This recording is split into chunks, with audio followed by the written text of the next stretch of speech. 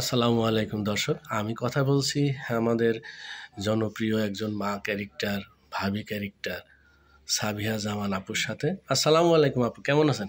ওয়ালাইকুম আসসালাম, ভালো আছি। আপু, আজকে কোথায় আসছেন আপনি? আমরা শুটিং করতে আসছি মোবাইলে, হারুন ভাইয়ের বাড়িতে আছি। 1 ঘন্টা নাটক করছি। সকাল আহমেদ ডিরেক্টর, আর রাইটার ইসরাত আহমেদ। জি। কে কে আছে এই নাটকে, মানে লিড চরিত্র কে কে করতেছে জানেন কি? হ্যাঁ, আছে তো অনেকেই।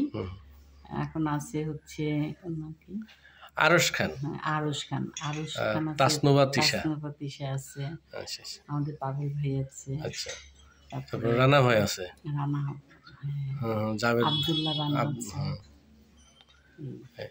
আপনি কতদিন যাবত নাটক পেশায় বা এই আমাদের সাংস্কৃতিক অঙ্গনে কেমন লাগতেছে আপনার? কত বছর ধরে আছেন? আমি তো বেশ দেখতে দেখতে তো বেশ কিছুদিন হয়েই গেল। আমি মূলত বেশি আগে থেকে আছি মঞ্চে কাজ করি। আচ্ছা, আমি ঢাকা বাতা থেকে কাজ করি। পরে আমি এখানে আসছি বিজ্ঞাপন থেকে, বিজ্ঞাপনের পরে নাটকে। এখন কোন নাটক আপনার কেমন লাগে? এখন আমরা যেগুলো করি সেগুলো তো ভালোই, সেগুলো তো ভালো করি। আর কিছু কিছু নাটক তো হচ্ছে আমার কাছে মনে হয় যে ছেলেমেয়ে করা হয়ে যায়। আচ্ছা আচ্ছা, যেগুলো যে ভিউটি নেওয়ার জন্য, জোরে জোরে কেতকুতু দিয়ে হাসানোর জন্য, সস্তা, ওগুলো তো আমার ভাষায় আমি নাটক বলবো না। এখন নাটক নাটক মূলত ভালোই হয়। হ্যাঁ হ্যাঁ, এখন একটা জিনিস দেখা যাচ্ছে, যে কোনো একটা জিনিস গল্প দাঁড় করে নাটক করে ফেলছে বা বিভিন্ন চ্যানেলে ভিউ হচ্ছে মিলিয়ন মিলিয়ন। আমার মতে প্রকৃতি, হ্যাঁ প্রকৃত কি আমরা সেই নাটকের যে বাস্তবতা বা পোশাক আশাক, ডায়লগ, পরিচ্ছন্ন, সার্বিক মিলে সেটা কি আমরা এখন পাচ্ছি? ওগুলোকে আমি নাটকই বলবো না, আগেই বললাম।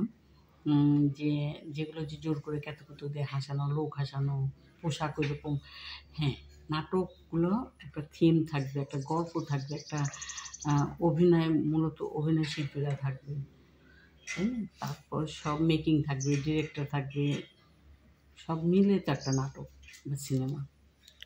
খুব ভালো লাগলো আপু। আপনার সামনে পরিকল্পনা কি, মানে নাটক এইভাবেই চালিয়ে যাবেন শেষ জীবন পর্যন্ত? দর্শকের উদ্দেশ্যে কিছু বলেন।